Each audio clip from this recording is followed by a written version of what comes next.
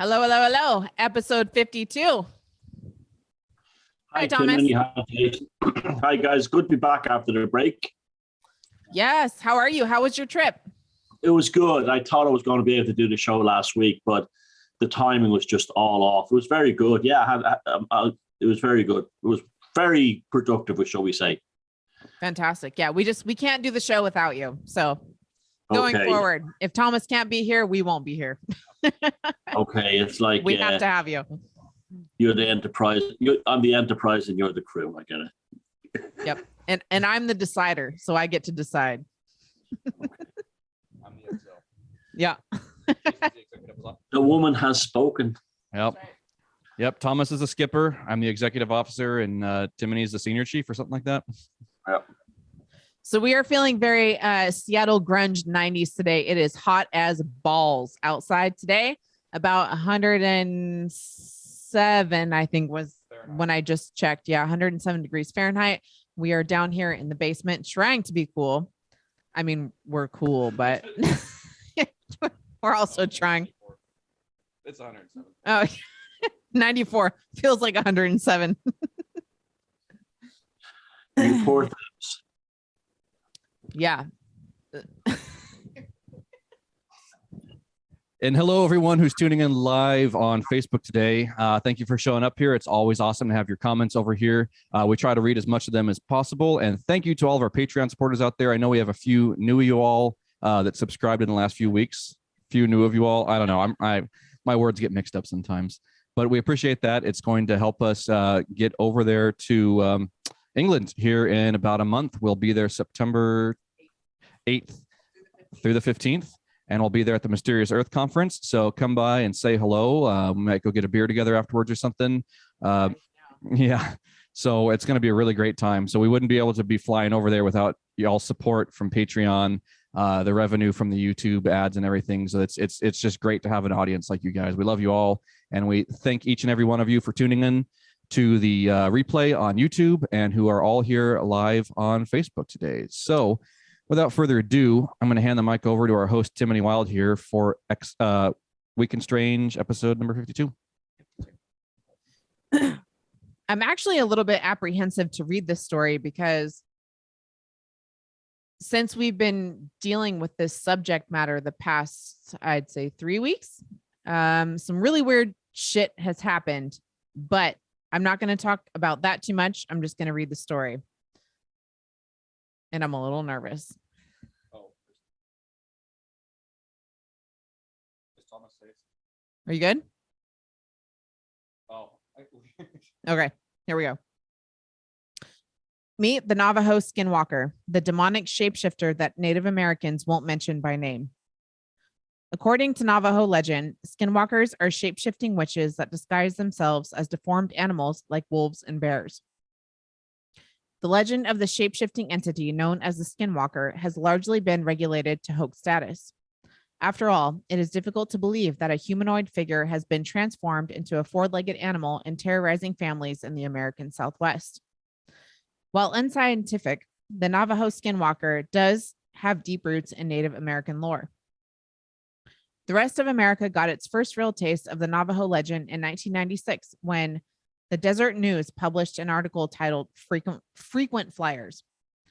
The story chronicled a Utah family's traumatizing experience with the supposed creature that included cattle mutilations and disappearances, UFO sightings, and the appearance of crop circles. But the family's most distressing encounter occurred one night just 18 months after moving onto the ranch. Terry Sherman, the father of the family, was walking his dogs around the ranch late at night when he encountered a wolf. But this was no ordinary wolf.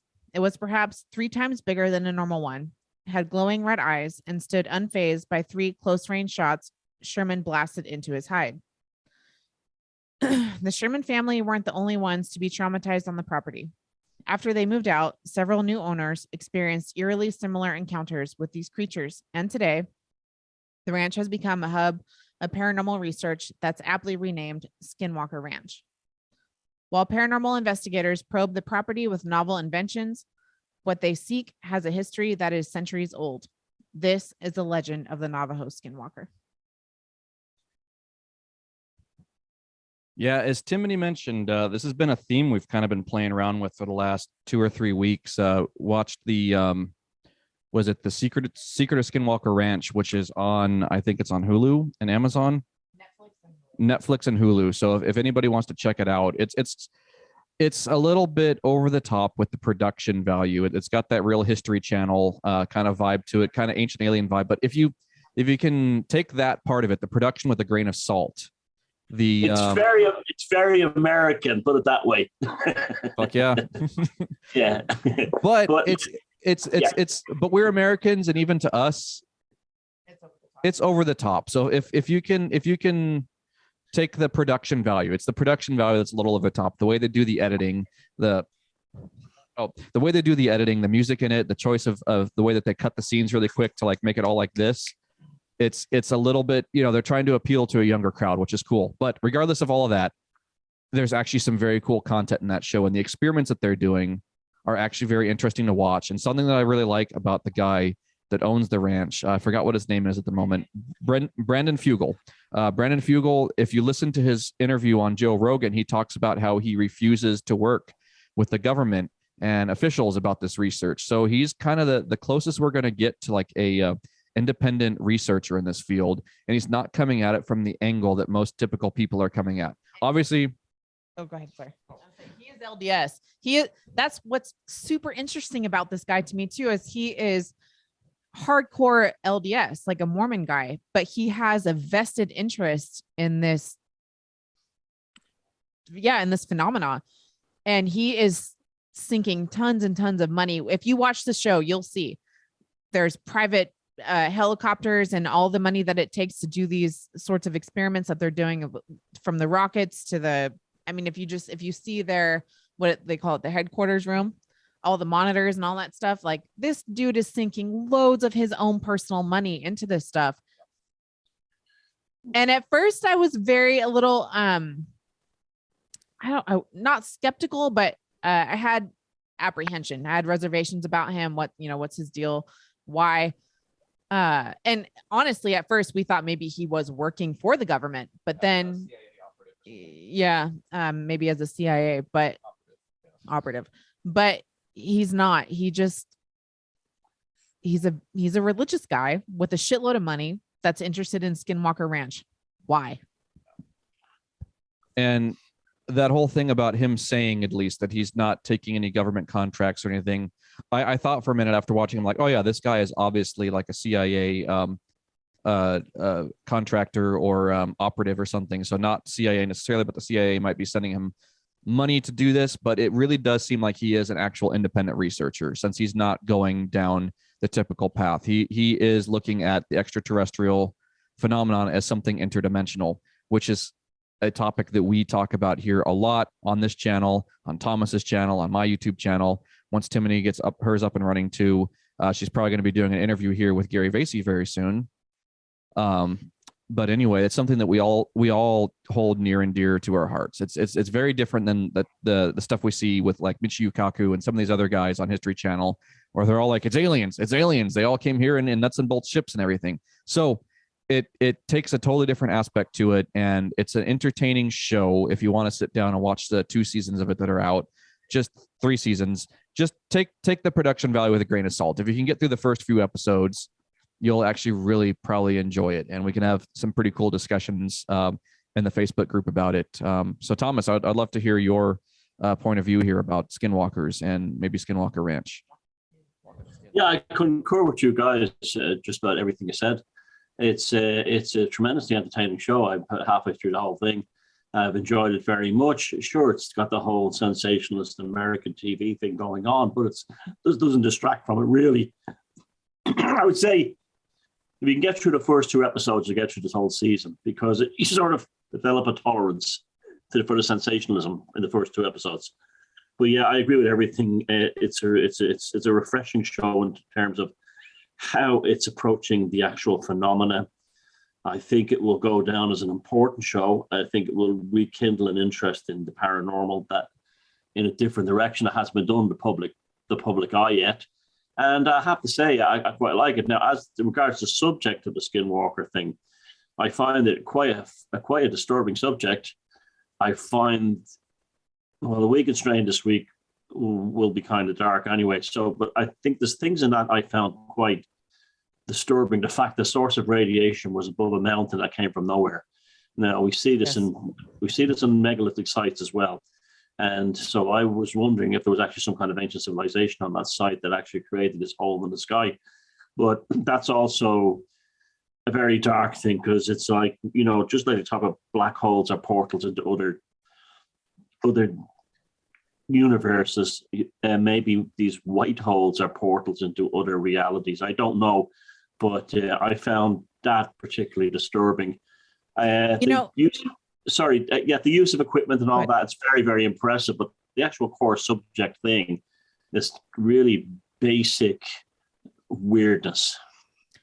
Something that you just said prompted me to have a thought that I've never had before. And what it was is, I wonder if there are things that enter our reality that by nature shouldn't really be here. So, you know, when they did the atomic bomb, right? And that is fission, not fusion. So when they split apart reality, that you could say goes against natural law.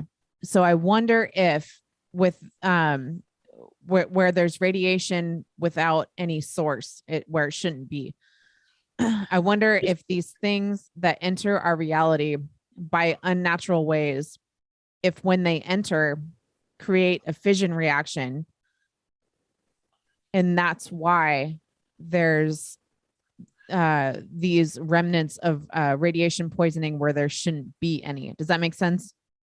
Yeah, I think this has been a debate that's been going on since the Enlightenment, and particularly since the discovery of galvanism, and what they were doing with basically discovering how the nervous system worked, and they were putting electric probes on frogs' legs, and they would kick. Eventually, they were doing it to humans, and they would have dead cadavers on a table in front of an audience, put an electric shock to it, and the thing would jump up in the air and lift a leg. And there was a belief that these unnatural animations were so against natural philosophy, is what science was called back then, that they were asking for some kind of trouble. So yeah, I mean, I'm totally down with that. And it's like what Tiffany was just saying about the atomic bomb perhaps ripping a hole in the fabric of reality. Like, if I like to use the analogy when I talk to people about like reality being like an onion, and there's many layers of the onion. And if you want to consider ourselves in one of those layers, maybe not on the surface, but somewhere in those layers, maybe our bodies are on the surface of the onion, and then our minds are a little deeper, and then us as the being are even deeper than that. And like what Parsons and Hubbard, did with the Babylon working back in the 40s, there's ritual work that you can do to tear open a hole in the fabric of reality. Now, I imagine the same thing can be done with enough energy, just like we've been talking about in the last month or so with CERN. They're using a tremendous amount of energy there, that they could also be blasting holes into the fabric of reality. Now, what you're saying, Thomas, about there at Skinwalker Ranch, that site perhaps being something from a previous civilization. There's a lot of that down in that area in that southwest of the United States, around Utah, Colorado, Arizona, New Mexico, that whole area. There seems to be a lot of that. And I've perceived things like that here before. Like I've said before, even on the East Coast, I felt some of that. But there could be still like a standing wave of energy, so to speak, on that site where they do the readings in that triangle there. There was a crossroads, and it also kind of reminds me of some of the stuff that Bob Lazar. Now, people will think what they want about Bob Lazar. I'm pretty keen to a lot of the things he talks about, where he talked about being there at Section 4 of Area 51 and working with some sort of technology. Now, people immediately will say, oh, it's UFO technology. Well, whatever. One thing he said in one of his interviews, what Bob Lazar said in one of his interviews, is that there are 9 recovered devices that were found that are there at S4. And there's a rumor that one of them was recovered from an ancient archaeological, or from an archaeological dig, so that perhaps like whatever it is that Bob Lazar and all of them worked on there at S4 and Area 51 was left over from a previous civilization here on Earth. And that's kind of what I think about the whole maybe pre-Atlantean era, is that there was definitely a high level of civilization on Earth, and there was a tremendous amount of technology. In present time, we don't have the capacity to convert anything into creating that much energy to create something like anti-gravity, for instance. But perhaps in the past, they had some sort of technology that would be able to more efficiently convert one form of energy or one form of matter into energy better than what we do with internal combustion or with fission, like Timothy was talking about. Like a nuclear reactor now is a sophisticated steam turbine. They're not actually using the control rods and the fuel rods to power the plant. They're using that to boil water to turn a steam turbine. So it's like perhaps there was greater technology eons ago, way long ago, before the pyramids were even built, and perhaps somebody dug up something that Bob Lazar and company were looking at there at S4 and Area 51. And where I'm going is perhaps on Skinwalker Ranch, there's something like that underneath that triangle area there, not necessarily like a UFO or something, but some sort of ancient human technology made by Earth humans, just us reincarnations upon reincarnations ago, maybe hundreds of millions, maybe who knows how long. I guess the time scale on it doesn't really matter, but made by us, not made by, gray aliens, not made by anybody from Zeta Reticuli or anything like that, but made by people that look just like us, or maybe, slightly different than us because of the change in gravity of the planet and some of the other things we've talked about. But I do like to think about this theory that there were incredibly advanced technological civilizations on Earth that we wouldn't even recognize their tech now, just like Bob Lazar uses that analogy of taking a small nuclear reactor and putting it on the workbench of a Victorian era scientist. They just wouldn't even know what to do with it. They could probably measure that it's giving off energy, but they would have no idea what they're looking at. And they'd probably pull the shielding off the thing and poison themselves with radiation.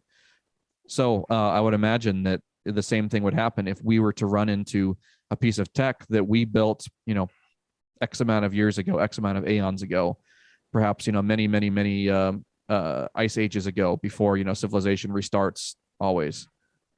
So curious, what do you think about that, Thomas? Yeah, their technology will be so completely, quote unquote, alien to us that they couldn't even comprehend it. We couldn't even comprehend it. That's why I gave up years ago on the whole thing of like, how did they build these incredible ancient structures? Things, particularly places like Peru and stuff like that, eventually, or the big huge stones at Baalbek, how did they move them? And in the end, I just said, look, they had a technology that probably we're not even ready to entertain in our minds yet. I'm curious because something that I've noticed here on the American side of things, and I'm not sure if it will be the same for you people that are over there in Europe, but there has absolutely been something in the eschaton about Skinwalker Ranch lately. And it's more than just what I've watched on TV and the things that I've searched myself. It keeps popping up in very weird, random places that I would not suspect that topic would come up. So I don't know if it has to do with a solar cycle or a cosmic cycle or whatever. If maybe now it's more active. It's to do with the psychic weather. What's that? It's to do with the psychic weather. Okay. You're having a regionalized phenomenon of what's happening in other cultures. It's happening on this side of the world in very bizarre dreams and very strange events that people are experiencing. And again, it's just everything you said is true, but it will always sort of resolve itself locally into local culture. And that's the thing. The Skinwalker Ranch, the Skinwalker, let's forget the ranch part, is something that I've been dealing with lately. I believe I've been actually dealing with it, a force. I'll talk about it in the Week in Strange, but it's the same thing. It's coming through in a different way, and it's quite frightening because I don't even know how to deal with it. I don't even know how to deal with the thing. And there's years ago when I was messing around with playing with tape recorders and audiomancy and all that kind of stuff, I had an idea of creating a strangeness engine. And basically, this is the time I was doing things like, you hear me a story where I used to paint soldiers and put them on lampposts and stuff like that. And just to create an altered reality where, like, someone walking down the street one day and there's a pink soldier at the top of a bus stop, like what, and then just that would automatically switch them out into a world of strangeness. So I came up with the idea of a strangeness engine or a strangeness amplifier. And it was a box that you opened it up and it was surrounded, on the top was a mirror, and you looked at yourself. And as you were looking at yourself, there's 2 tape recorders inside that played your voice saying exactly the same thing in 2 different directions. So you're actually hearing yourself anew, because the idea came to me for, remember when we were kids, when you first heard your voice on a tape recorder and you said, that's not me, and you're that the first time you hear that. Well, I thought that was kind of a potential magical. This is when my head was up my own arse and I was into Dadaism and all this kind of thing. But my head was up my own arse. And actually, now I look back on it now, I was doing a lot of magic and calling it art at the time. But that was one of the processes I tried it. It was very difficult to sync the 2 tape recorders in different directions, especially using cassettes. But I can tell you, it flipped me out of this reality and put me into a place where I was not even remotely comfortable. And I think that's going on right now in a lot of us. And I think the Skinwalker thing reflects that. So I'm from the Southwest. I'm from New Mexico.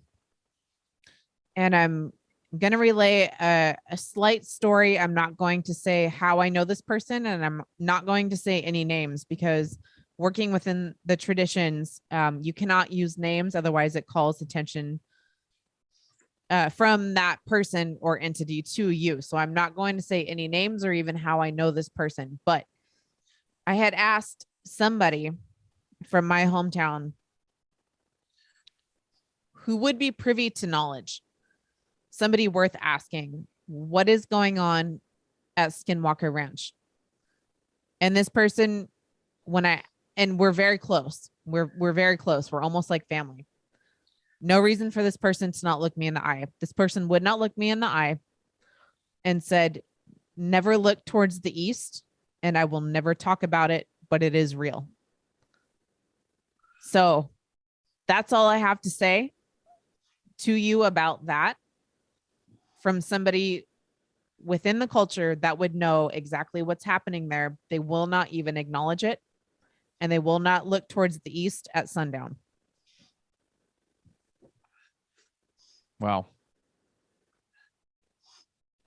Well, I don't know how to follow that, other than what I was going to say, and that's just really profound what Timothy just said. I'm just letting that sink in for a second.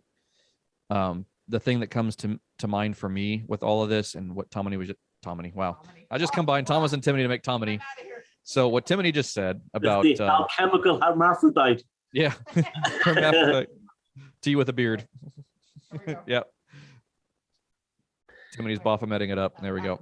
Yep, there you go. So, all right. What I was thinking is the reason why Timothy said the thing about it being in the zeitgeist right now, or whatever the word she used, the eschaton, is that perhaps we've talked about these ancient civilizations having a slightly different technology. That would mean it comes from within them, and the way that they looked at things was different than the way we look at things now. Perhaps we're going into an age, an era, an aeon where we have a different aspect on life, maybe closer to what these people looked at life through. And maybe we're moving out of the way that we've done technology, whether it's spiritual technology, physical technology, philosophy, all of our technologies. Maybe we're looking at things from a new aspect now, where we can develop new things and new ways of thinking that allow us to create better things, like the way that, you look at the Wright flyer from, was it 1911, and then the Saturn V rocket in 1966, putting someone on the moon. It's like that, the procession of technological advances that humans made in the first part of the 20th century was just, it was exponential like that. And we're going back to the moon again. We're sending a Saturn V rocket this month, right, in August, and then they're sending men back to the moon next year. So it's like seems like there's always like a little bit of an uptick, and then things go exponential. when technology jumps off like that. So I think perhaps our consciousness, our mentition, our thoughts, the collective unconscious is moving into a new direction that will allow us to create new technologies, new art, new philosophy that will bring us into the next Renaissance. Thomas, you've talked about the next Renaissance many times for the last probably year or two since the beginning of some of the bullshit that started going down in 2020. Like that idea of, yeah, you got to go through, you got to cross the abyss, you got to go through the real tough shit before you can, really make some kind of advances, either as an individual, a species. It's like with like some of the most beautiful roses come out of the smelliest, dirtiest bullshit, right, from fertilizer. And it's like we're definitely kind of coming out of that bullshit era where it's fertilizing the seeds and the plants of the next Renaissance. And I've got a very optimistic outlook on the evolution of humankind here going into kind of what we'd call 2020 and beyond. And we're already just a couple of years into it. And the world we live in now is just a very different world than the world in 2019. It's kind of like that aeon got left behind, and we're in the new, going and taking our first steps into an entirely new aeon.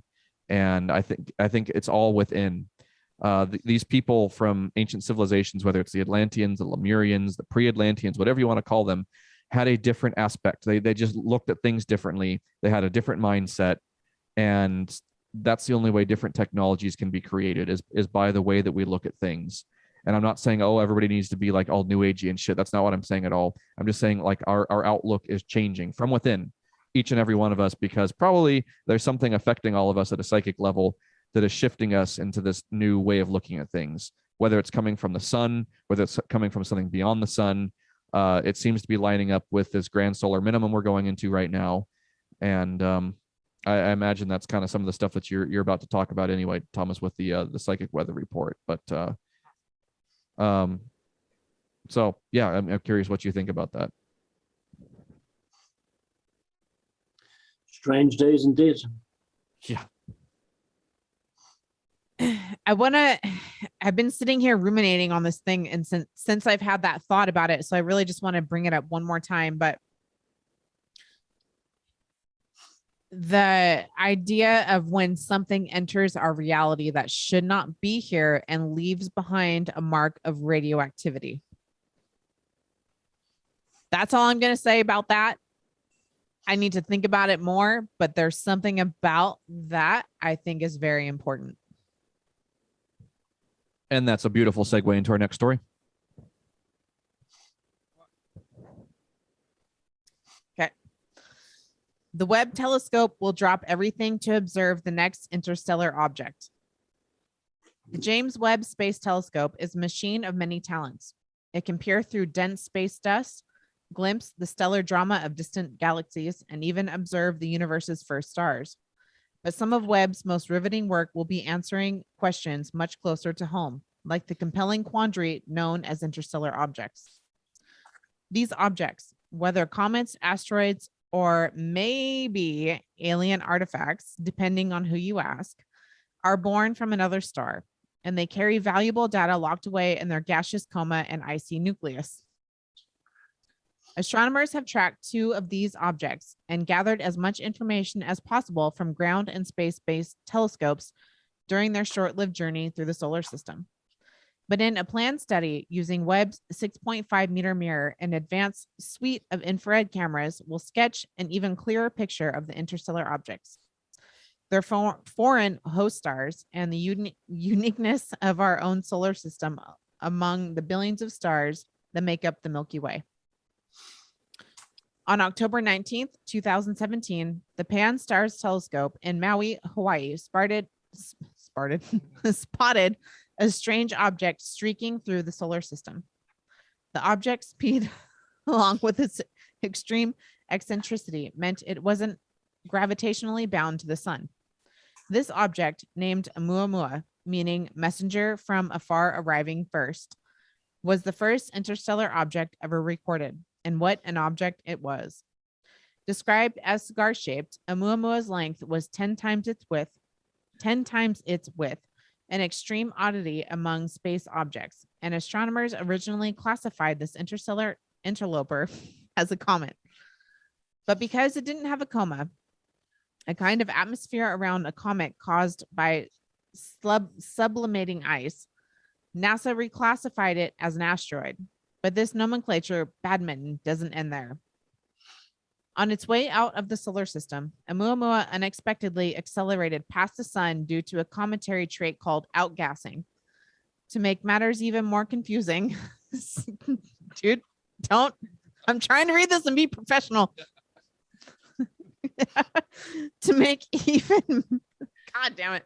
Okay. To make matters even more confusing, some astronomers think Oumuamua is neither a comet nor an asteroid, but instead a sort of cosmic iceberg. Because it was only a quarter mile long, Oumuamua was no longer visible by the telescope. It's estimated that Oumuamua is now crossing the orbit of Neptune as it continues its journey towards the constellation Pegasus. Astronomers will never study this once-in-a-lifetime object ever again. Oumuamua, along with the discovery of the mostly normal rogue comet Borisov in 2019, are the only two interstellar objects that have ever been recorded in our solar system. Because astronomers have no idea when the next interstellar object will streak across the sky, what it'll look like, or how long it will be observable, Webb could gather both comet and asteroid experts to be ready for anything the galaxy throws at us. So it's interesting that they're looking into this again, and they're starting more research into looking into these objects. I just hate it that they use these turd graphics here to just make it look like nothing. And immediately when Timothy was reading that, it made me think of that talk in Moonchild by Aleister Crowley, where Simon If is explaining a multidimensional object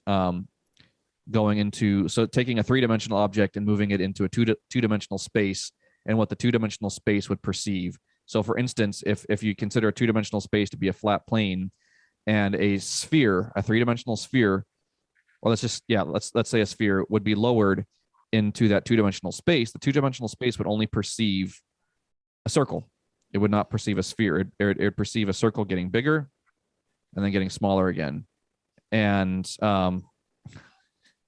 so this makes me think, they're talking about this thing being 10 times wider or longer than it is wide. It makes me think about, well, is this a four-dimensional or higher object coming into three-dimensional space, and we're only seeing a little bit of it? And I think that's what's going on with these Tic Tac things, where they see these Tic Tac UFOs and they're rotating around like that. It's because there is a maybe four-dimensional, five-dimensional, whatever object coming into three-dimensional space. And even Bob Lazar says most humans are, we consider ourselves to be three-dimensional beings, but most humans are kind of two-dimensional beings when you think about it, and don't really perceive depth. So perhaps that's what's going on. Is these are greater dimensional, not greater as in like better, but greater as in more than three-dimensional objects, beings coming into our three-dimensional space, and we don't see them fully. And when they manifest, they might show up as just an orb of light, or these Tic Tac things moving around, or what we're seeing with Oumuamua. So wanted to see what you thought about that, Thomas. Yeah, it's peculiar, all right, that they've whipped this one out again, and especially saying, don't worry, guys, it's just an asteroid, but just in case another one just like it comes along, I had that was pretty funny. But and outgassing, there's never been a case of an asteroid in history that sped up as it was outgassing as it was moving away. So that was absolute garbage. That was, but yeah, I mean, again, this is the minute that thing came, and the minute, like when it first came along, I was ignoring these stories for years. And when the specifics of that thing were starting to mention what it was doing, I said, that's it. We have something we have an alien spacecraft. It's here. And then when they said it was the thinness of a sheet of paper, just like you said, it's some bizarre thing we can't fully perceive in three-dimensional space-time. And again, I mean, this maybe its strangeness is what provides it with the propulsion to get here. Right. Kind of like a psychic manifestation of something physical. Like the more we look into this, perhaps the more we're going to see. And I think that's a really cool experiment everybody can do if they just to do this observer effect, to fill up your your sink basin with water, and then perceive your consciousness being the surface of that water, and then take a three-dimensional object and be the surface of the water observing that three-dimensional object. You'll only be able to observe 2 dimensions of it as whatever shape it is. So it's a cool thing to do and a cool thing to think about. And, there's always the observer effect. But be careful, because there's sharp knives in that dirty water. Yeah. But so yeah, I do think though that there's just so much attention being put into space again, which I think is a great thing. It's like, in my opinion, maybe somewhere around the 1960s, 1970s, there was a deliberate somebody put the kibosh onto the space program all around the planet, all around the globe. Somebody somehow was just like, no, we're not going out into space anymore. I don't think it's because we found something and we're scared of it. No, I think there might have been agencies or players out there that wanted to ensure that we didn't go out there and explore more. And now it's like, this is heading into the private sector again. Like we're talking about Brandon Fugel doing research. He's a private individual. He might be a millionaire or probably a billionaire, but just because he's a billionaire doesn't mean he's evil. That always kind of bugs me, that people just assume because someone has a lot of money that they're immediately evil. No, you can still do tremendous things as a researcher, as a private individual with that money. So it is kind of cool that there are some of those billionaires out there who are us. I'd imagine Brandon would be one of the guys that might enjoy watching our show. We're gonna try our best to get him on the symposium. So if anybody knows Brandon Fugel or any of the guys there at Skinwalker Ranch or any of their producers, br313@gmx.com, or find Thomas, Timoney, or myself on Facebook. And we'd love to have somebody from Skinwalker Ranch on the Beyond Room 313 symposium. So I'm sure we are at least twice removed from someone who knows them. So please send them our way. We'd love to have them on the show, where I'm sure we'd have a great talk. That'd actually be really awesome to hear the perspective of someone like Brandon. I mean, what Timoney talked about him being LDS and everything. It's like, Timoney, Thomas, and myself all have 3 very different, unique aspects, and that's what makes the show so dynamic. Is we all, we're all looking at the same object from different points in space, rather than all from one point, rather all from observing one point. So, do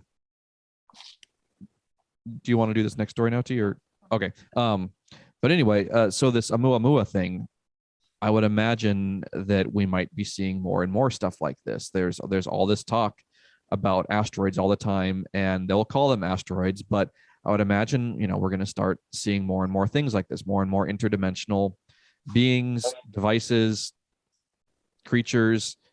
I would imagine at that level of transportation between space and time, beingness, being a soul inhabiting a body, they probably have to travel through the universe across space and time outside of their corporeal existence. They probably don't take bodies with them when they travel. So they probably need to show up as a orb of light, where if they're folding space and time over on each other to cross between, when Timoney was talking about something coming through that's not supposed to be here, they probably don't come through in physical form. They probably come through as light, as plasma, some of the Jinn phenomena that people talk about, these orbs of light. We captured a bunch on video about a month or so ago down here in the basement. If you all saw that video on our Instagrams and Facebooks and shit. So it's like, I would imagine if they travel across space and time, they're not showing up in physical bodies. And yeah, I'm sure there are physical bodies out there that are not human, but I think whatever we're experiencing now is something entirely different than that. And this stuff has been taking off exponentially here in the last couple of years, like Timoney said, and it's coming up in the zeitgeist again. Everybody's talking about Skinwalker Ranch and stuff like that right now. So, well, again, this next story is just these stories today kind of chain together beautifully. So we're building a pyramid. Massive Chinese rocket in uncontrolled descent expected to crash into Earth in days. China's largest rocket, the Long March 5B that delivered the Wentian laboratory module to the new space station, is expected to deorbit and fall back to Earth.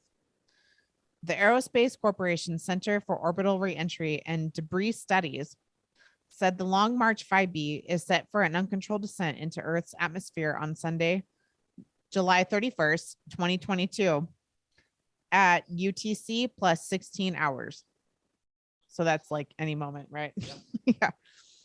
Cord said the 10-story tall, 20-ton rocket is now in an elliptical orbit around Earth, where it is being dragged toward an uncontrolled re-entry. We estimate, based on previous experience, that somewhere between 5 to 9 tons, depending on exactly how it's configured, will survive re-entry. When it comes down, it will certainly exceed the 1 in 10,000 risk of injury to people on Earth threshold that is generally accepted accepted guideline. The map shows the prediction window of where the rocket could land according to the blue or yellow paths. Cords noted the yellow satellite icon indicating the center of the reentry window. This isn't the first time a Long March 5B deorbited and crashed back to Earth. In May 2020, parts of a Chinese rocket crashed into an African village. Then again, in May 2021, another one splashed down in the Indian Ocean.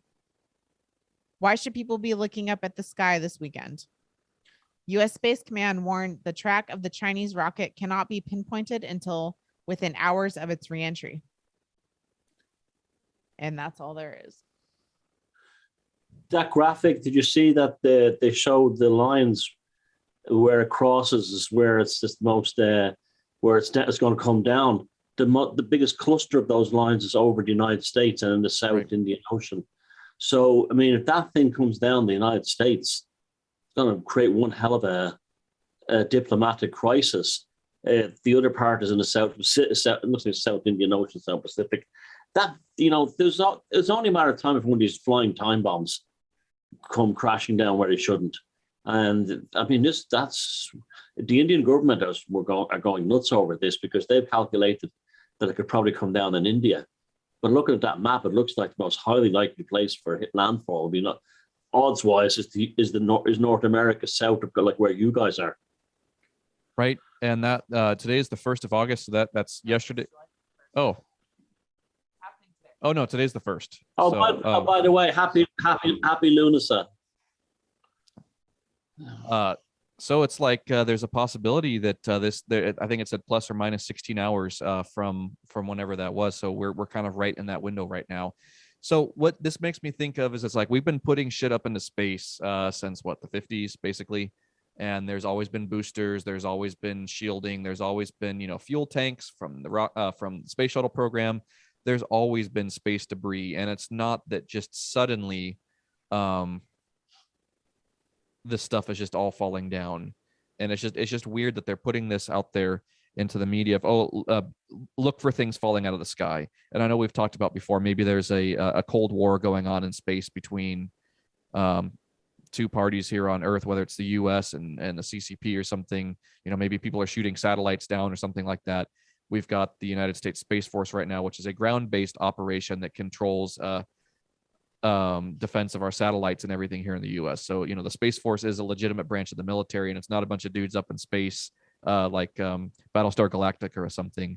It's dudes and it's men and women stationed on the ground here in the US doing satellite reconnaissance, making sure that all of the assets that we have in space are protected, because we have a tremendous amount of assets up there with GPS satellites, spy satellites, things that are top secret, things that are above top secret that are up there, and those assets need to be protected. We got to cover our assets here. So there's an entire branch of the US military devoted to protecting all of those devices and assets up there. So I would imagine that with that, there must be intel that some of those things are at risk. Maybe there are other space agencies out there putting things up there that are attacking our satellites, and there needs to be some sort of defense put in place. So maybe that's what we're seeing, is stuff coming down from some sort of Cold War, or maybe it's even turning into a hot war in space. And that could be as simple as mundane of an explanation as that is. That might be what we're observing now, is that, you know, this is talk about a Chinese rocket. It's like, well, the CCP isn't necessarily the most friendly force that we have out there. It would not surprise me if they have weapons technology that they're using to attack other satellites up there. So perhaps we're in something like that, or there could be something other up there that we're dealing with. So, we were just talking about Oumuamua, and we're just talking about these Tic Tac UFOs, UAPs, whatever. Maybe there is something up there that's colliding with our satellites and just knocking them out of orbit. Maybe there are other things crossing over into this reality and just knocking them out of orbit. Maybe it's literally just like a traffic jam up there where things are running into each other, and we're passing through some bit of interstellar space, perhaps, where things are coming in to our solar system and having collisions with it. Now, I know that things have to be pulled into geosynchronous orbit in order to get knocked out of orbit, but maybe we're dealing with something like that, where something has come in and is colliding with our assets up in space. As a side story, do you know that like most satellites are crashed into on purpose into a specific area? It's like an international agreement, and it's Point Nemo, which is the southern pole of inaccessibility, where Lovecraft said Cthulhu is. So there's like, I love this idea of Cthulhu at the bottom of the ocean snacking on all satellites and rocket boosters. Yeah. And that's what I'm saying. Like, this has been something that's been agreed upon since the 50s, of everything's supposed to be crashed into a certain area. It's, it's not like we haven't been doing this for the last 60, 70 years. We've been sending stuff up into space and controlling the debris from it and deliberately crashing satellites down into one area. So it's just strange that suddenly, there's no control over it, allegedly. So there's just something not right about this story. A lot of them have small nukes on them. Oh. That's how they're powered. They've got small nuclear reactors. Yeah. So that could be another potential embarrassment. Yeah, Cthulhu snacking on some nukes. But, And we're going to the moon again next year. So watch this space. There's going to be some seriously interesting revelations that are going to come about. However, now is the time for my favorite time of the show, psychic weather.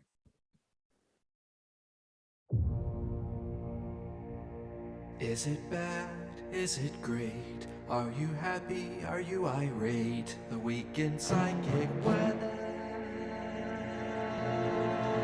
Well, the week in psychic weather this week is kind of personal, which it always is in a way, but I have to find validation from other people experiencing it or going through the same things. Normally I get it from them first.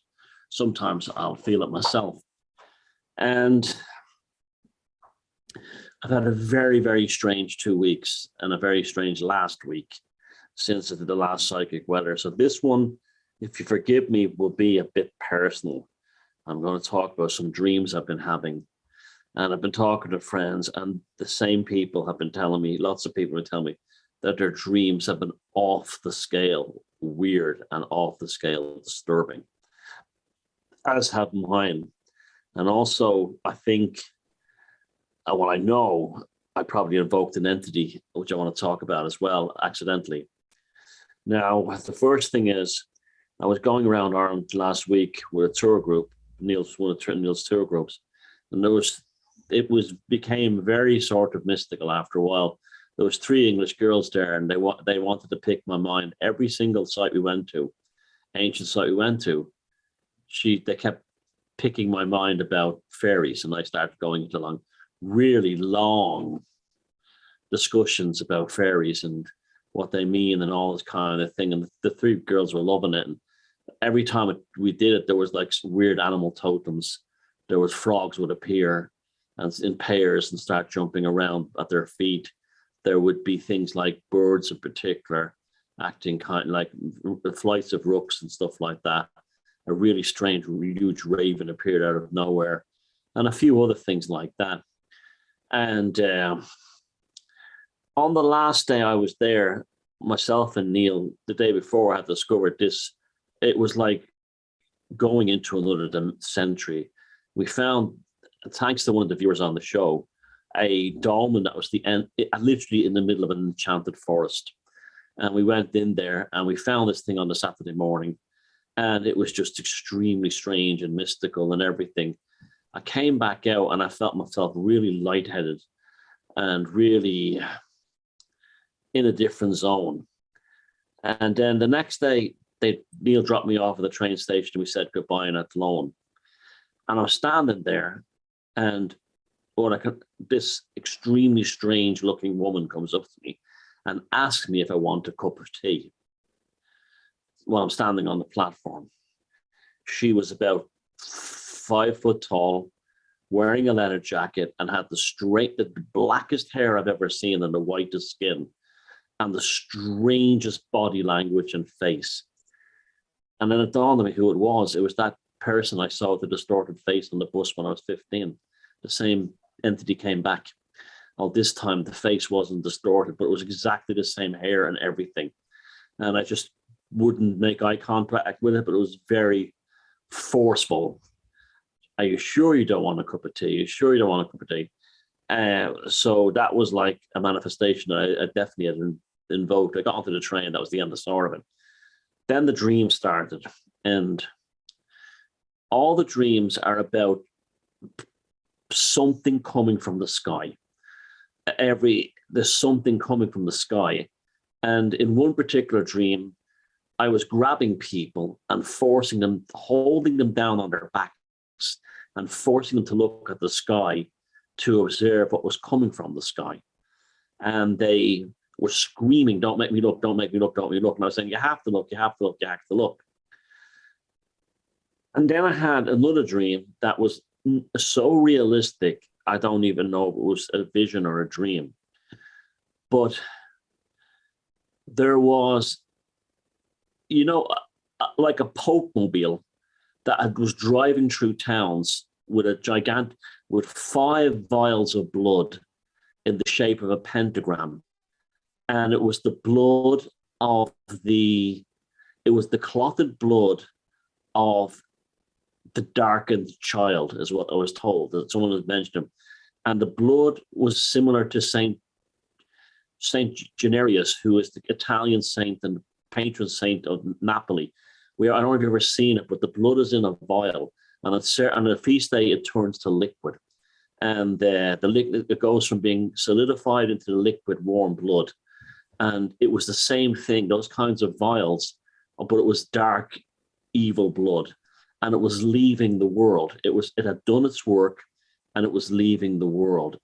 And in the people were telling me that it was like basically a blood clot golem, and it was a blood clot golem that had toured the world, infecting people, and now its job was up and it had left.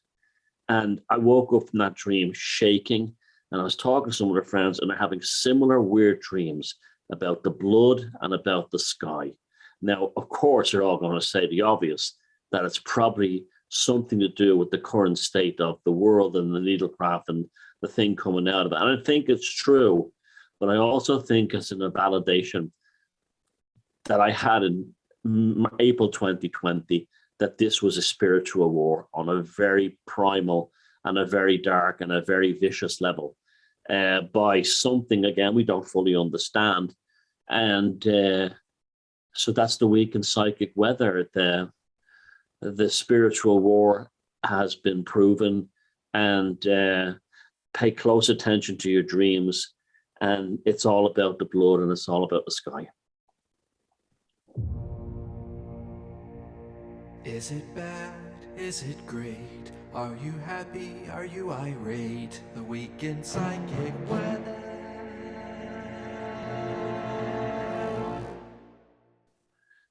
I think all of us right now need to just take a moment of silence and let that sink in. Yeah, but I can guarantee you the comment section will be lighting up with dreams now. People's dream reports.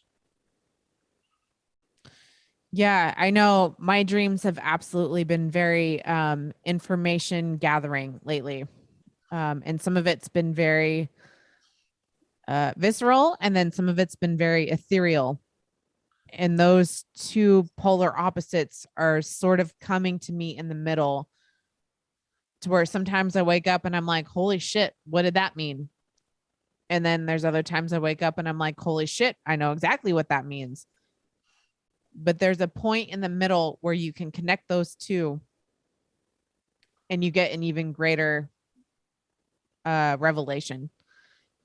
But what you're saying with the things that you've been perceiving, you have such a great way of channeling that to the rest of us. So thank you for that. Yeah, I mean, it's not pleasant either. The dreams have been, again, they're so disturbing. Like even the very concept of a clotted blood golem is quite just off the scale horrific. And then the fact of it being a kind of an unholy child that has come as an alien force to the planet, done its work, and is now leaving in a kind of a ceremonial way. If you saw what the thing looked like, I couldn't draw it, but it was an inverted wasn't inverted, my mistake. It was an upright pentagram formed of 5 vials, and the unholy blood child was in the top one, and the blood was now solidifying after being liquefied. So if you go online and go and look at that, the miracle of San Gennarius in the patron saint of Naples in Italy, you'll see videos of the blood turning to liquid, and scientists can't explain it. Although the amazing Randy tried to debunk it by saying there is chemicals that can be made to go hard, and there was alchemists who could do it. That could be true as well, but that's what it was like. Now it was when they Catholics talk about the most precious blood, this was the most vicious blood. It was blood of no good. The kind of that's a good blood of no good. That was it was kind of, and I've been using language for the last couple of years, like transubstantiation and so on, like that, which is the miracle of the turning of the blood into Jesus Christ. And this was the kind of I'm now getting these visions that tell me that I was way closer to the truth. See, I originally said transubstantiation of the sacred needlecraft to mock that some people had turned these rituals around the Rona into their feckin' religion. It was more of it was definitely a satire, but now I'm actually seeing that's actually real, that there was a demonic blood transubstantiation probably undertaken on the human race using that bullshit. And the job is done, and it's now leaving. And it also explains why certain things in the world, like the globalists, are not as full of piss and vinegar as they were a few weeks ago, and this kind of thing. The force that was keeping them in power has abandoned them, and it was this blood demon, and it's returned to the abyss from whence it came. And I'll say with that, Thomas, to caveat onto that, or to add on to it, actually, that I've always thought personally that with this spiritual war that you're speaking of, it's not going to be fought on the physical, it's going to be fought magically, and it's not going to be that thing where the masses wake up and everybody takes over. No, it's going to be 2, 3, 4, 5 people who are working on this, maybe even unconsciously, not even fully aware that they're battling this, and that at this point we're seeing the death throes of that other side that's being defeated. It's defeated magically. It has been defeated magically. It's not something that there's going to be wars fought kinetically. It's a magical war, and the way that this is being won is just by a handful of magicians. I don't know if you saw my 3 recent videos on Thomas Sheridan too. Not yet. A peculiar rapidity, and it's just about that. It's about this thing should have not collapsed. No, this thing should not have collapsed as quickly as it should have, and turned around as quickly. Yeah. I mean, if you were to tell us where we are now in 2020, you wouldn't have believed, because the dire predictions for the police state was so bad, and yet we're back to basically where we were in 2019, more or less. It's all fallen apart for them, and the only thing that has turned that up, that's what the 3 videos are about, is that us on the tribe, and us people like us on this side, literally performed a gigantic chaos magic ritual on social media to stop it. Literally a gigantic mass in the form of a chaos magic ritual, unknowingly. But look, all the memes, all the jokes, all the skepticism, all the other things, and this sense of knowing we're in natural law, that we're in the right place. is what has banished this demon. This demon has been defeated. And that's what these dreams are telling me. This thing has been defeated.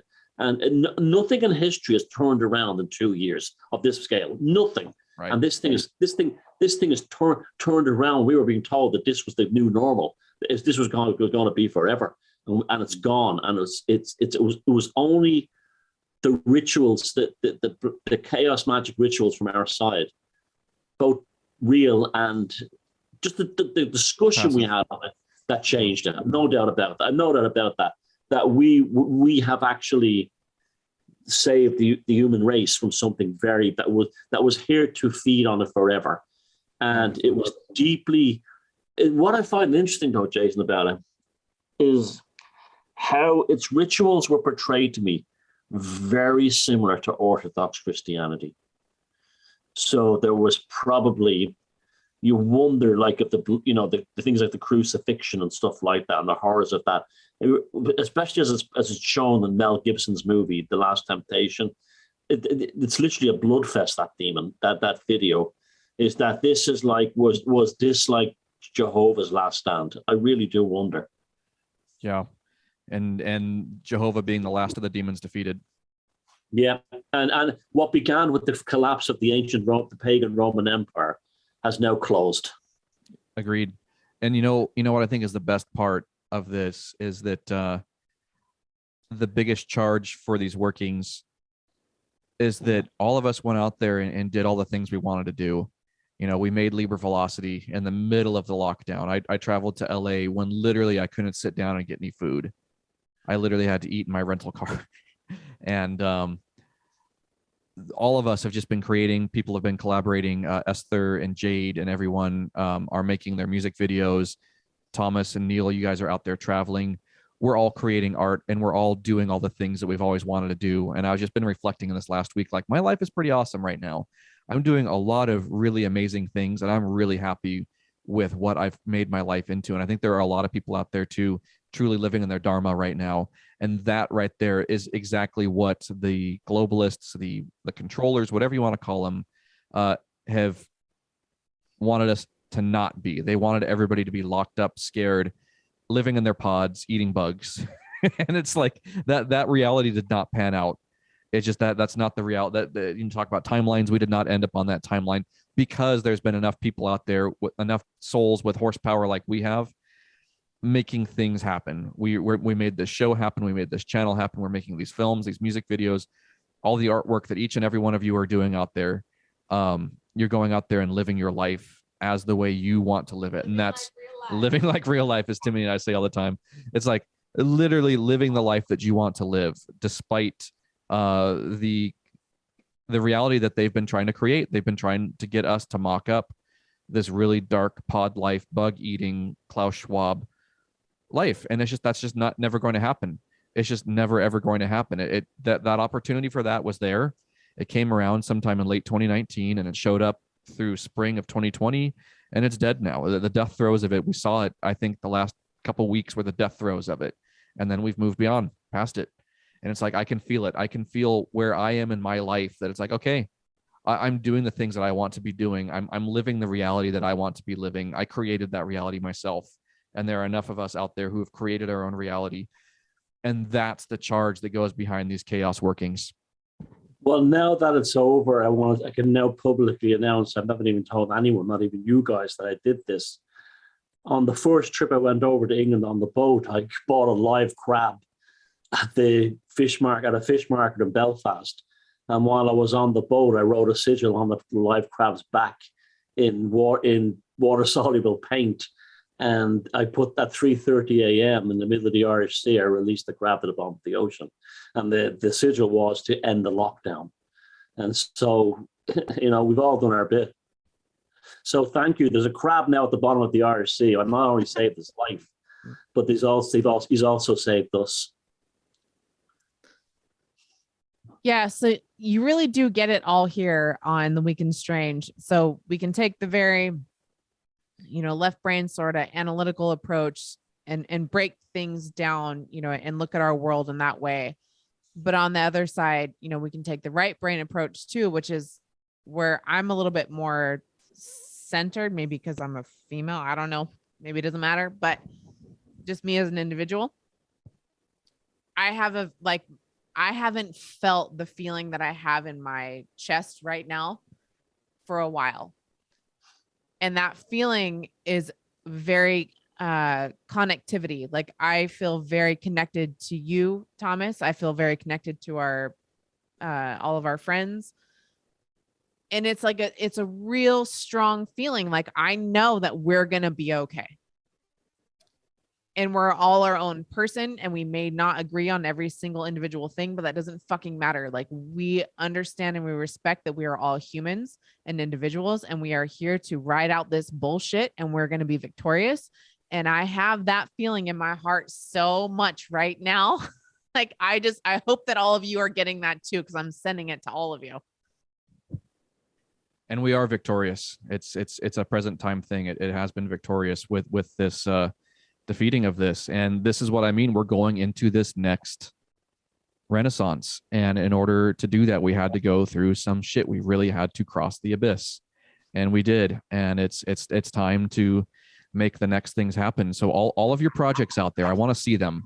I want to see them in our group. If you're making music, if you're making art, if you're making film, if you're writing philosophy, if you're writing stories, if you are sculpting something, if you're scripting computer code, tell us all about it. Share it, put it in the group, say, hey, I'm creating something right now. Get it out there. And I think we need more of that. Maybe we even need like a Beyond Room 313 art something collective where we can, everybody who's in the tribe, or a tribe art collective where people can share like a digital gallery of some sort where we can start, featuring things like that. So I don't know if you like that idea, Thomas, something like that where. Yeah.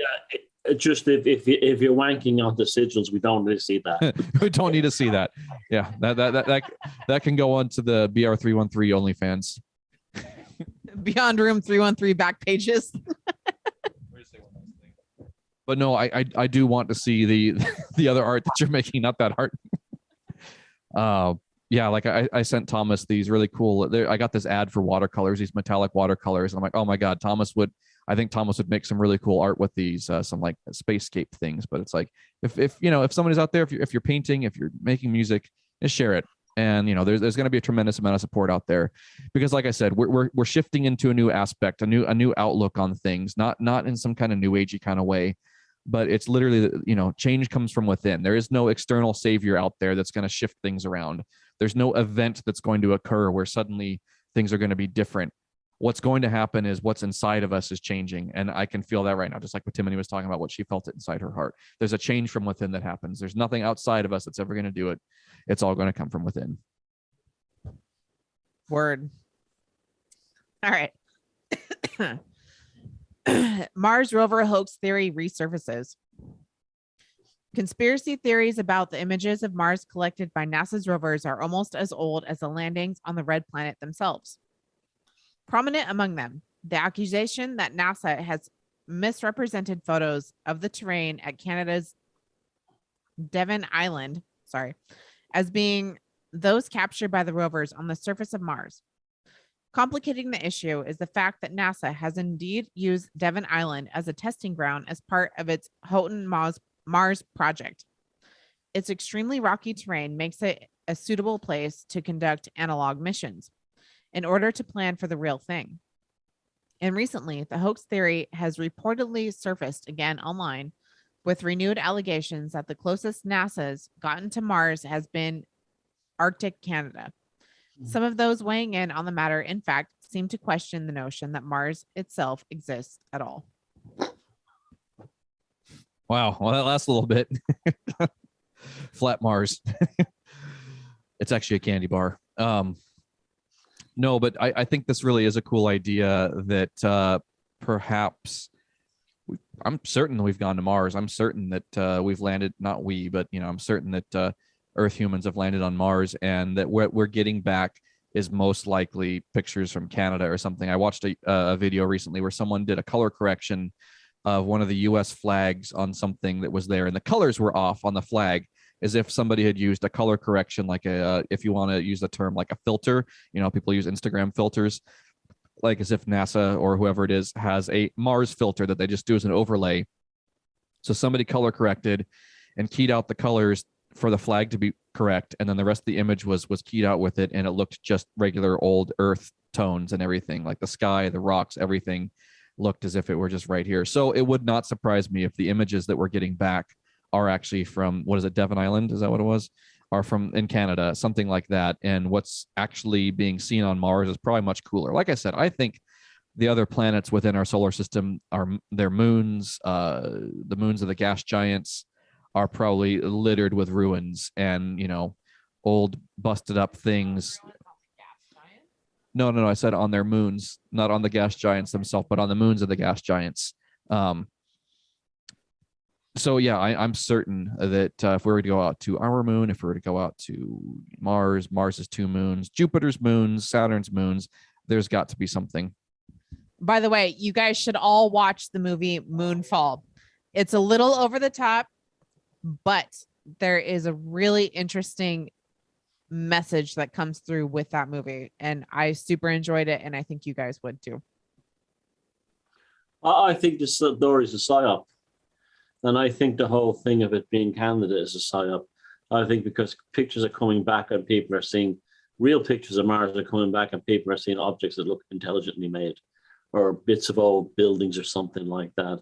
And I think I'm wondering now this is a psyop that they want people to laugh at the images that some people have found on, you know, because they send back as huge files. And then some geek goes in and studies it and finds something that looks like a statue or something. Well, maybe it is a fucking statue from an ancient civilization. Now, what's the best, and you know, or some I've seen there's loads of these things have been found by now. So what's the greatest way? What's the best way to destroy that? Make a psyop that the thing is fake, and that will keep it's the same people behind the flat Earth. Make a psyop to think it's fake. So anything incredible that they want to hide, that they can't explain, they can create a counterculture, fake counterculture that believes it's all fake. I bet the next psyop will be that the flat earthers will say that once you get to the edge of Earth, you'll find Mars. And they'll say something like that it's on the plane or whatever they call it. But okay, that's an interesting concept though, Thomas, that the psyop is that we actually aren't seeing pictures of Mars because we are getting interesting stuff back in these images. People are finding these legs and stuff standing up, these doorways and everything.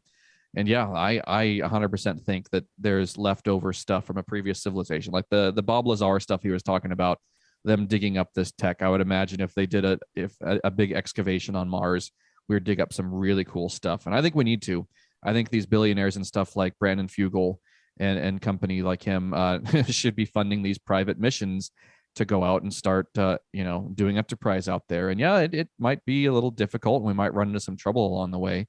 But I think that's the way that we're going to make these technological, philosophical, and spiritual advances is just by changing our aspect on things. Timothy was talking about this Moonfall film being a little over the top, and it made me think that perhaps over the top is a mindset that can get us literally like creating a siphon. You've got to get over the top and then come down the other way to allow gravity to get the siphon going. So perhaps there is a little bit of a need to go over the top right now with things. Like if we talk about crossing the abyss, when you're going from Tiferet over to Oth up to Kether and then back down over to Oth and back down to Tiferet, it's like, yeah, you've got to go over the top. Literally, you've got to go up over the top the Kabbalistic tree of life and come back down. And the entry point from the into the abyss is there at Tiferet, which is form and beauty and aesthetics and everything. So it's like, we started this whole journey over the abyss with art and aesthetics, and we're coming back into art and aesthetics again. So that's Jason's point of view on Kabbalistic philosophy. Go ahead, Thomas. You just remind me of something. You just popped something in my head. And when you called Tomini earlier on, you popped something in my head. Perhaps all the stuff with the transgender stuff that's going on in the world right now is on the zeitgeist, the resolution of the sacred hermaphrodite in terms of the end of the alchemical process at the end of this age. And rather than being repulsed or disturbed or enamored by it, we should accept the transgender phenomena at the moment as a spiritual conclusion at the end of this particular phase in consciousness. I am very glad that you said that. I've seen an uptick. Well, it's been going on for a while now, and it's fine. I get it. I get why people want to rail against it so hard, and I really don't care. At the individual level, do whatever the fuck you want to do. I really don't care. But for me, I've had to take a step back from all that stuff and not be so out there with the things that I'm for, or the things that I'm against. It really doesn't fucking matter. But I'm glad that you said the thing that you just said, because there has to be a conclusion. There has to be a reason why. And then there has to be a dissolution and a letting go. Because we can't just sit here all the time talking shit. And, you know, I've seen some pretty hateful things, whatever. Whatever. But it gets to a point where it's exhausting. And it's actually as terrible as the other side. Well, and so they kind of. I think it's the grooming of kids that people are potentially worried about. No, and I 100% get that. As a parent, I totally get so that. So do I. And that is a problem. However, in terms of the adult explosion in this this genderism, whatever it's going on to right now, there's almost certainly a colossal spiritual there's a reason for it. There has to be, or otherwise it would not be happening the way that it is. Yes. And rather than I think the best thing to do at this point is to be a passive observer of it, knowing that there's a conclusion taking place. Yep. And because I had the same thing as you about 3 weeks ago, Timothy, about the whole thing. And while at the whole thing of, and you have to remember that the alleged grooming of kids is generally being done by heterosexual political types, not by transgenders themselves when you start looking into it, or by drag queens and things like that. Mm-hmm. So I've been looking into my books on alchemy, and I think Jason tonight, when he accidentally said Thomas and Tomini, was actually tapped into the same force. There is an alchemical resolution of the male and female as the sacred hermaphrodite. And this is something we need to recognize as a natural discourse of where we are right now, rather than something that's by its nature problematic. Mm-hmm. To me, it is actually something that we need to understand in a spiritual context. And I think there's a great reward in that if we do. 100%. And so the pendulum has to swing from, the extreme left to the extreme right of, extreme acceptance and extreme rejection, and to right into the middle where who gives a fuck? Like there's a conclusion to all of this, but I'm getting really tired of seeing things that are so extreme to one side or the other. There's no middle ground to it. It's not balanced. And so there has to be that conclusion, like what you're talking about, a spiritual recognition of why these certain things are happening. And so we need to move into that next step of it. Okay. So we did the half step. Now it's time to make the full step. We have to move on. And as you all are saying, it's kind of like a transcendence of duality type thing, and a mastering of duality, I should say. It's like you're Thomas, you're talking about the hermaphroditic thing. It's like there's that mastering of both the male and female. Like, you look at Baphomet, as both man and woman and goat at the same time. But there's that mastery of both ends of the polarity. The checkerboard floor, whatever it is, the mastering duality, not transcending duality necessarily, but not existing, but being a master of both, so that you've got, both pillars there, and then the pillar in the middle being where the magic occurs. So I was just talking about the Kabbalistic tree of life a minute ago, and my own kind of personal Kabbalistic philosophy of crossing over the abyss, starting with, there at Tiferet, going over, coming back down, and going through Tiferet again. It's like that form and beauty thing. There's the form and beauty of all of this, whether it's through our own art that we're doing, and some of the personal expression that some of these people are doing with the transgender stuff, the adults, the ones that are not involving other people in it, they're just merely, it is an inner alchemy that a lot of these people are experiencing. And you see it everywhere. The people who aren't going out there and rubbing it in everybody's face, but who are doing it in their own private lives and stuff. So again, it's kind of that art and aesthetics thing. Go ahead, Thomas. I think we have to distinguish between people who are pretending to be that way for attention and people who genuinely are that way. I think a lot of mediocre people are jumping on this bandwagon to get attention, but that's not that they're on. What they really are is, I felt bad about it later, but I was in the Stena Line terminal in Dublin Port, and there was this really unattractive guy in a black frock, and he was obviously one of these new trendy types, and he was obviously clearly compensating for lacking in him.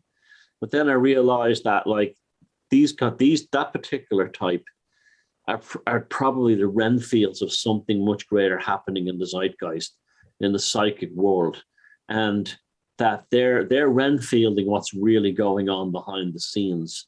And so therefore they have a useful purpose too as well, is that they're probably telling us that it hasn't happened yet, remember the sacred hermaphrodite hasn't happened yet. But this whole thing of the Enlightenment happened at the end of the age of powdered wigs and mincing dandies. We're kind of at that again. So they have to, what's happening now is they haven't been submerged into the alchemical waters to be restored. I did a VON about 7 years ago where I spoke about all this, and it has all come true. It was that American soldier called Manning. Remember that, where became a woman, and while he was in, and he was thrown out of the military for that. And I did a whole VON saying that this is the beginning of a process that will end in the emergence in the world of an alchemical the sacred hermaphrodite from the alchemical waters. We haven't gone into the water part yet, but this is this is an important part of the process. And when you start to step back and look at this stuff, you say, my Jesus, the ancient mystics were so on the ball. They really, it's like the Joseph, when you say Joseph Campbell and his mythology stuff is right on the ball. The ancient mystics were right on the ball about this. So are the alchemists. We have not entered the sacred waters yet, but it's next. It's next. I'm really glad that you said that, because there's been something that I've been ruminating on for a while, and I haven't quite known how to put it into words, and I still don't right now, and I'm probably going to fuck it up, but I'm just going to go for it and try my best. I know that we fuck off a lot of people, NPCs and all that shit. They are what they are. But I feel a sort of compassion towards them lately that I have not had before, because they really can't. I'm going to go ahead and give them the benefit of a doubt as a whole. They need that from us, because we need to look at ourselves as sort of caregivers or caretakers, whatever. They are at the level that they're at, and maybe they can't fucking help themselves. We're better than they are, not in not in a shitty way, but we have a responsibility to care for those who are less than we are. So we need to help them, and maybe they won't get there in this incarnation. And you know what? That's honestly, it's not our problem. It's not our fault. But those people deserve love and compassion too, unless they fuck you over personally. And at that point, fuck them.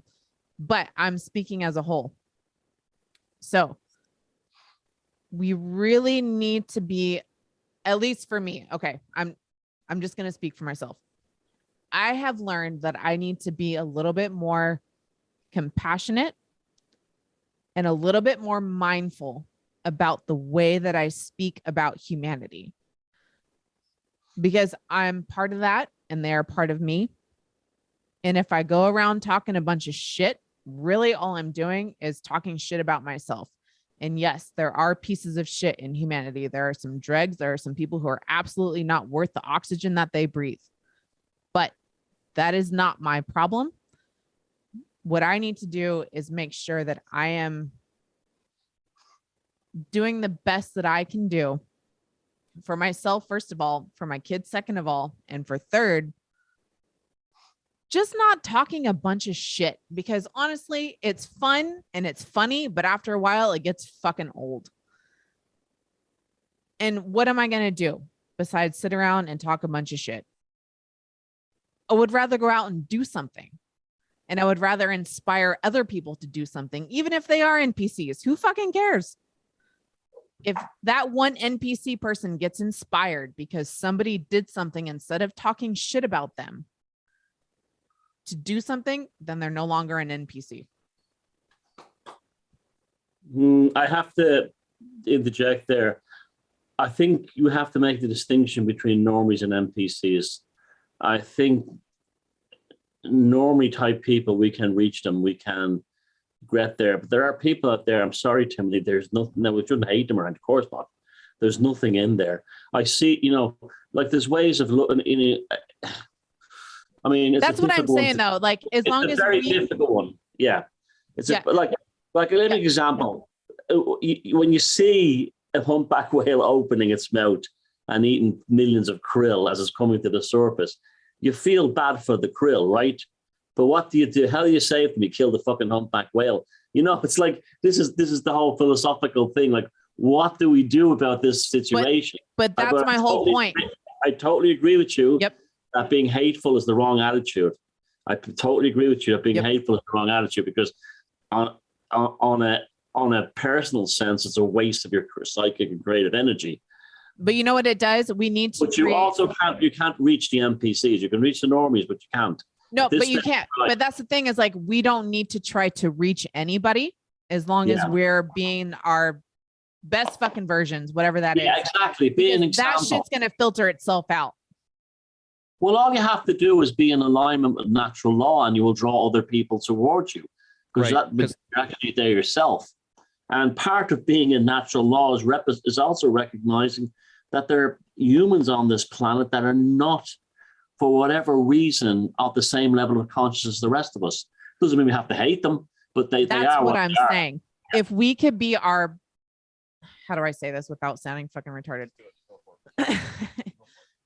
Humanity at its best. We are capable of so many things. We are capable of 100% lightness, 100% darkness, 100% good, 100% evil, all at the same time.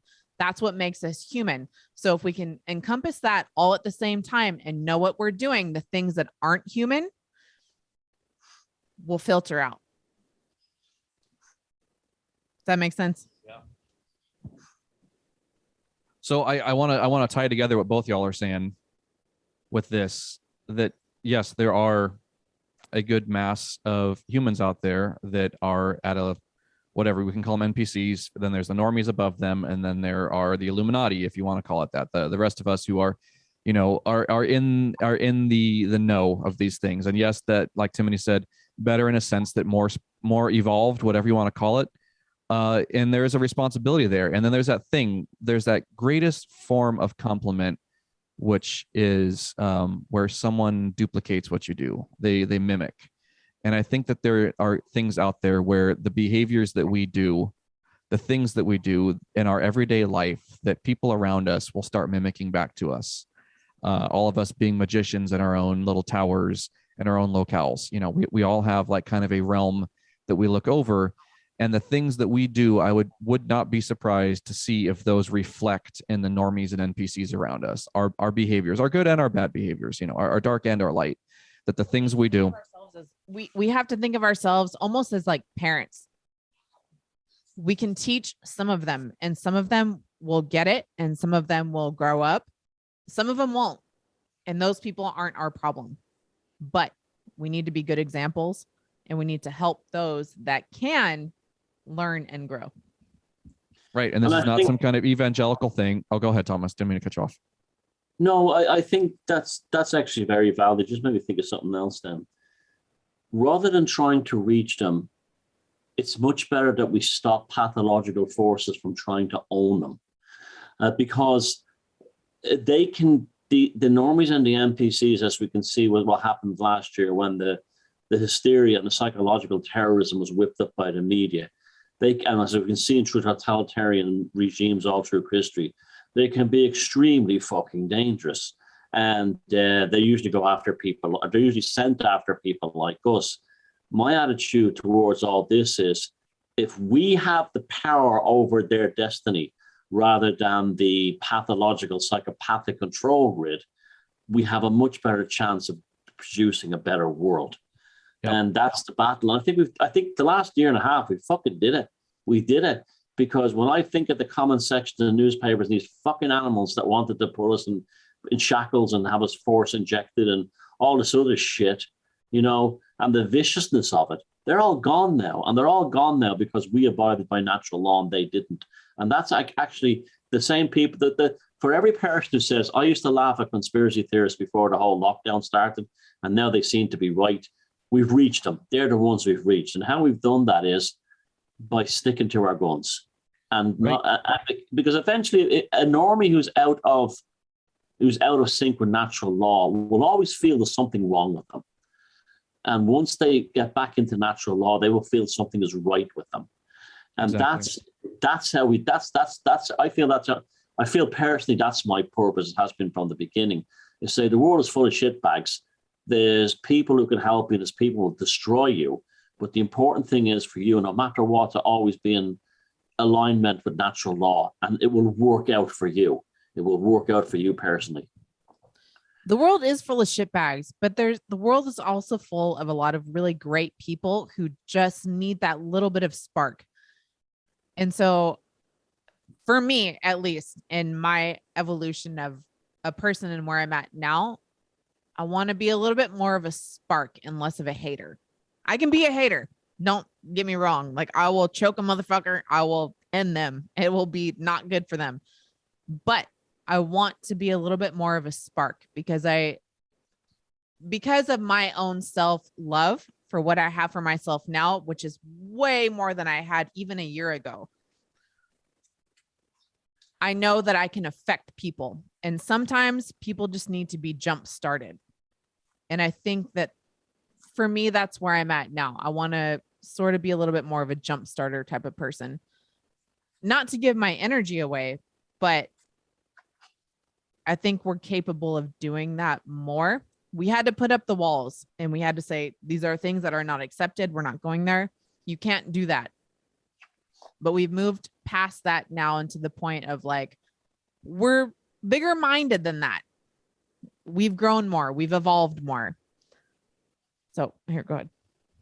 And I'm chomping at the bit here because I got to get this out. What Timothy's saying and what you were saying, Thomas, about the war has been won, and now we are at the helm. We are at the helm. We have a responsibility with that.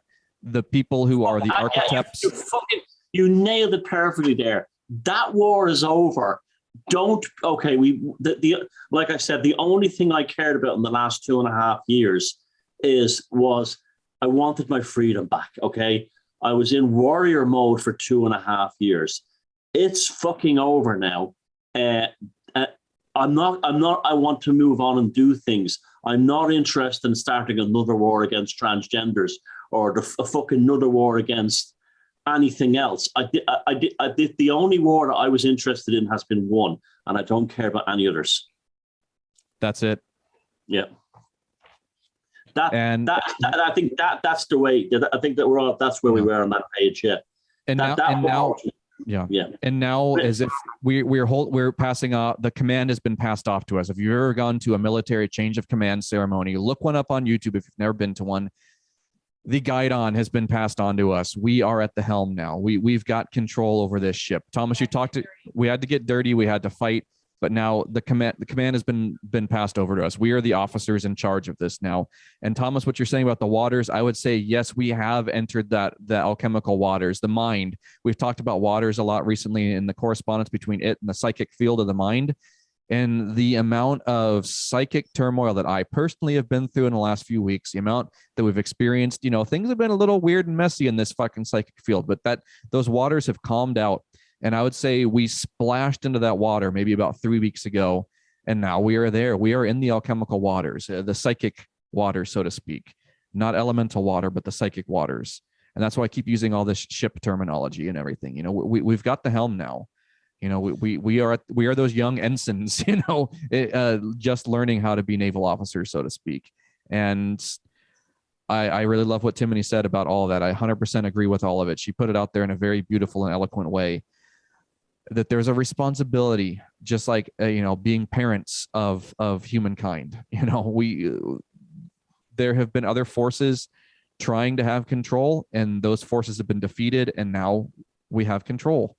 And it's a responsibility thing. And like I was saying, we are all wizards in our own tower. We're all magicians in our own tower. Wherever you live, wherever all of you who are watching the show, who are part of what's going on here, you've got your area of responsibility. And I'm not saying about going out there and being all evangelical and everything. No, it's what happens within you actively that you do for your own ass is what's going to affect people. We're not going out there and being missionaries or any bullshit like that. No, we are causing change in accordance with our own will and our own life, which sets the example, like Timony was talking about. And like I was talking about, people will mimic that, like children, like parents doing a good behavior and the child mimicking that good behavior without ever having to ask that child to do that thing. They just see mom and dad doing that, and then they do that themselves too, because it's that mimicry is the greatest compliment that a being could ever receive. So it's like, we'll be doing those things for our own reason. Like Thomas, you talked about those people who are just seeking attention with the transgender thing. You could say that about anything. Take musicians, for example. I'm a musician, so it's very real to me. There are musicians out there who love the music. There are musicians out there who just do it for the social aspect. There are musicians out there who are just being in a band so they can get laid. And there's a bunch of people out there who are just trying to show off and flex. They're just flexing their thing so that they can get attention. And it's like, there's in any field, whether they're filmmakers, whether they're bankers, whether they're military people, whether they're whatever. There are people out there in any occupational field that are just doing it for the flex, but we're not even concerned about any of that. We're concerned about people doing the thing because they want to do it. Musicians who love music because they love music. We talked about the transgender people, the people who are doing that thing because they love it and it's their form of expression for themselves. They're not mediocre people just looking for attention. They're doing it because they want to do it, whatever it is. So it's like, we're doing our things for our own self, not to influence, and also we're not being sycophantic. Look up that word if you don't know what it means. Sycophantic. We're not doing things just to placate and get attention from others. We're not making grand gestures out there to get someone's attention. We're doing things for our own self. And once we start taking care of our own selves like we have been, other people around us will do things in the same way. We're out there making films. We're out there doing our shows. I encourage all of you to make your own films, to make your own shows if that's what you want to do. Make your own podcast, make your own fun, make your own family. You don't have to do anything grandiose. There's something incredibly grandiose about just being your own individual person. That's what this is all about. The controllers and everything wanted to make sure that they had control over you. Now it's at the point where you have control over your own life. We all have control over our own life. Thomas, you talked about freedom. All of us have freedom to live life as we dictate it. We have our own free will and self-determinism back. That war has been won. And now going into, 2033, whenever it is, wherever the next renaissance is, we are going, over the top. We're going through that over the top thing we talked about earlier. The siphon has begun and the water is siphoning like at escape velocity. And it's all an internal thing. So we're not doing it to show off. We're not doing it to get attention. We're doing it because we want to do this stuff and because we have a responsibility to ourselves and to, the entire universe, to the entire natural existence that we live in. Yeah, we are humans at the end of the day, and we have a responsibility to the human race. And the ones who aren't humans can fuck off. The ones who are pretending to be humans can fuck off. And they'll get siphoned out. I'm still taking the piss out of flat earthers, though. That's too much. That's a psyop. We just don't even pay attention to them. I'm not giving that one up. Yeah.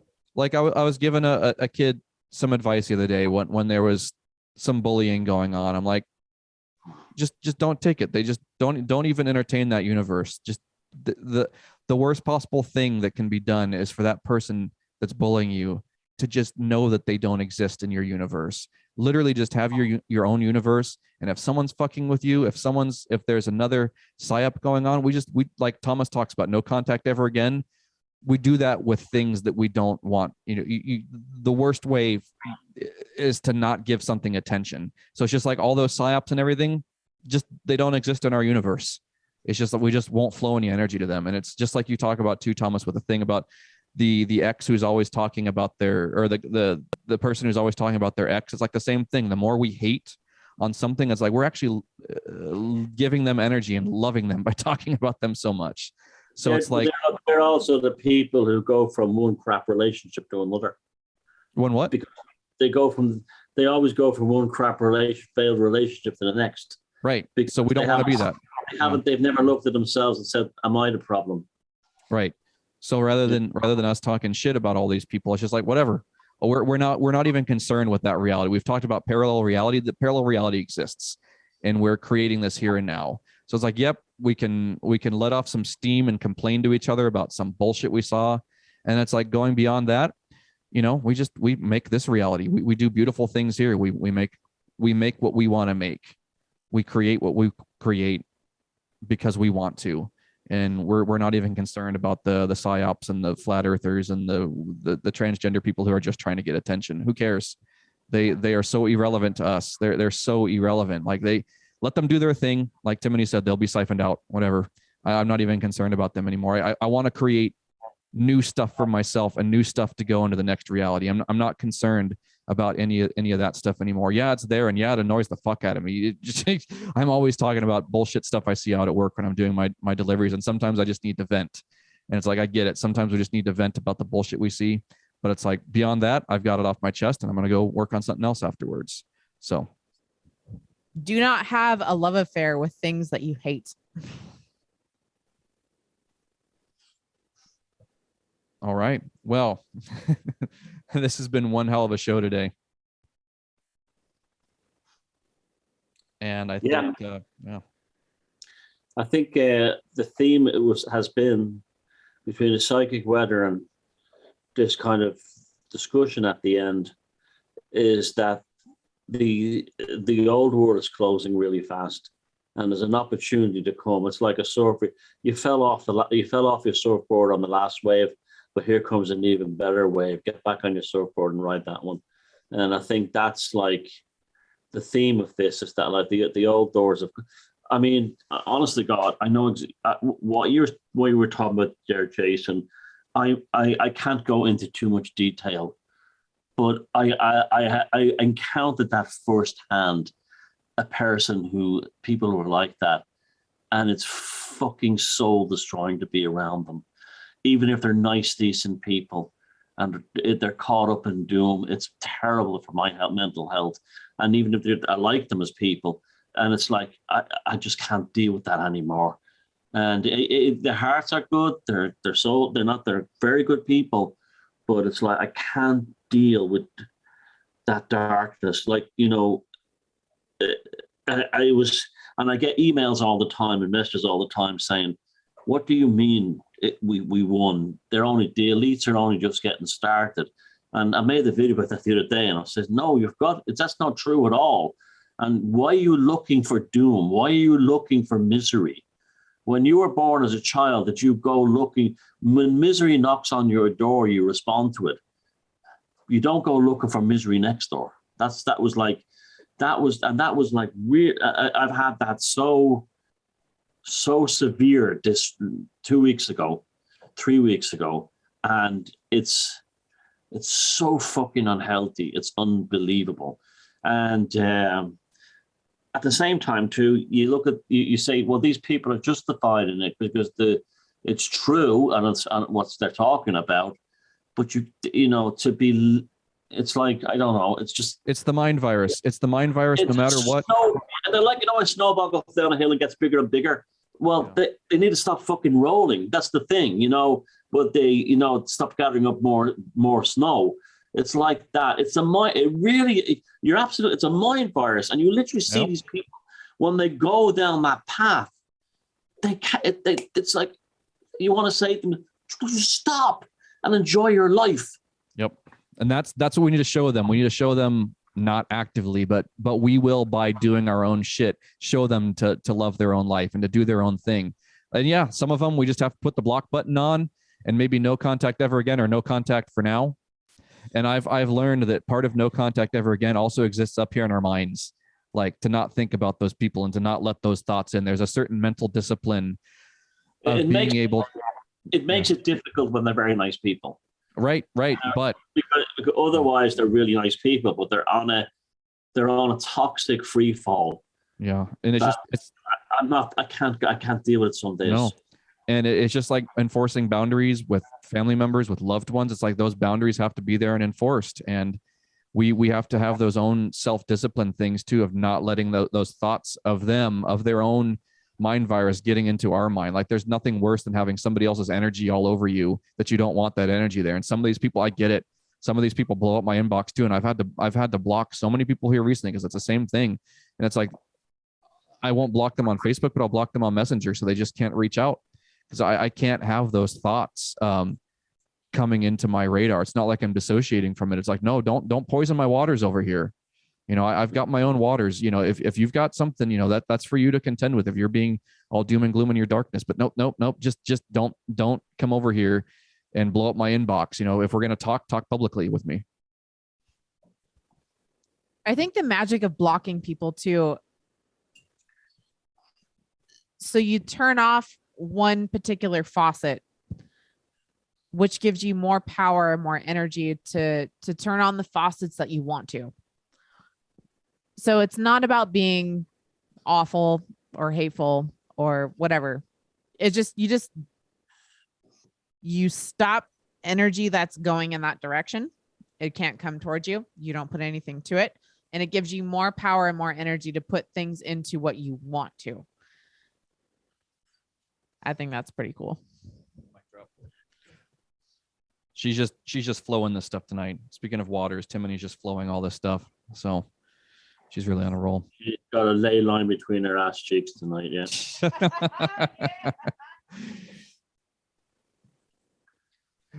All right. Well, this has been another wonderful episode of The Week in Strange. I'm going to let Timony wrap this one up. This has been a really good show. I think we said a lot of things that needed to be said. The stories were great, but obviously the discourse is the real gold of The Week in Strange. Yep, the alchemical gold and the things that we dig up and the things that we talk about and bounce off one another. And like we said earlier, you know, Thomas, Jason, and I are all very different. We're very similar in ways that are super important, but we're all different too. And that's what makes this show so dynamic, is we do not agree all on the same points. But Yep. Go ahead. I just had a quick joke. Have you ever been inside an alchemical singles bar? No. It's full of guys walking up to girls going, "You are currently excrement, but I can turn you into gold." Perfect. Yes, lead into gold. That's what we're all about here on The Week in Strange. We fucking love you guys. Go out there and be your best selves. Do your most awesome shit. Create. We'll see you next week. We have the helm.